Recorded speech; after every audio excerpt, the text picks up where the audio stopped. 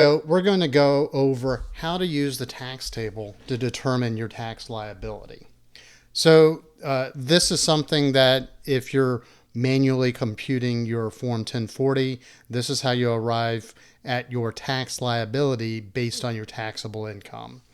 And every year, the IRS updates their Form 1040 instructions and the required tax table. So the first thing is make sure that you're using the correct instructions. This is the 2024 instructions, so this would be applicable for the 2024 tax year.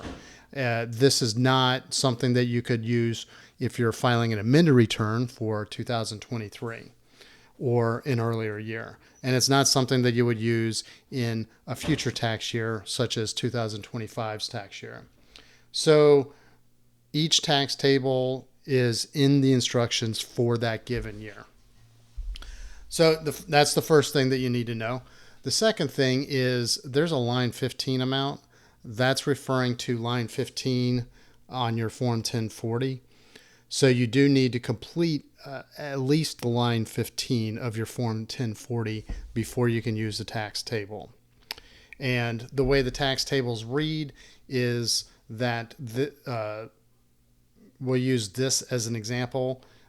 You will have a column that says if your income is at least this amount but less than this amount, then you would use this line. So, for example, if your taxable income was $80, that's between $75,000 and $100,000 or $100, and then across this you would pick whichever tax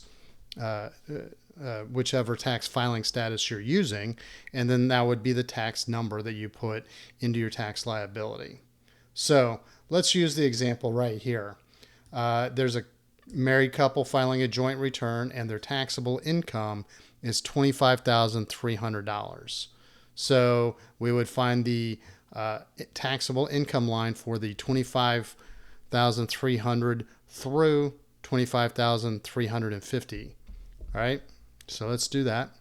And this is pretty easy to scroll through because this only goes up to $100,000, and you can see exactly kind of approximately where you need to be. So we're in the $25,000 block.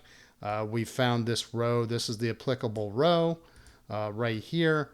And then just a quick dodge up top to make sure that we're using the right column. So the married filing jointly column, we take this gray column, and it looks like our married couple's tax liability is $2,575. Let's just check up here to make sure that that's correct. And turns out that we're correct.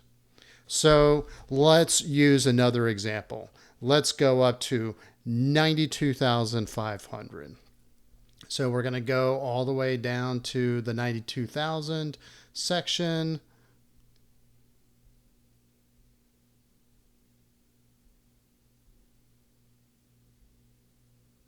And then we're going to go to this 400 column or row. And then we're going to pick this column because that's the married filing jointly column. Let's just double check. Married filing jointly. Again, married filing separately or head of household. So married filing jointly, we would enter $10,639, and that goes into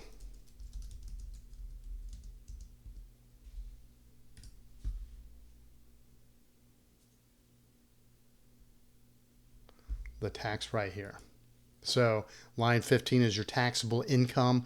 That's the amount, not your adjusted gross income, not your total income, not your gross income, your taxable income, which is on line 15. You would use the tax tables to calculate your amount on line 16. So let's go back real quick. And we'll notice that the tax tables only go up to $100,000.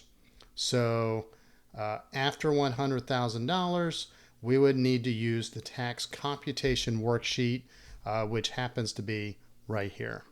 And so when we walk through the tax computation worksheet, this allows you to account for any income amount under any filing status above $100,000. So we'll save this as the subject for another video, but just remember, $100,000 or below $100,000, you're going to be using the tax table, which goes all the way up to $99,999.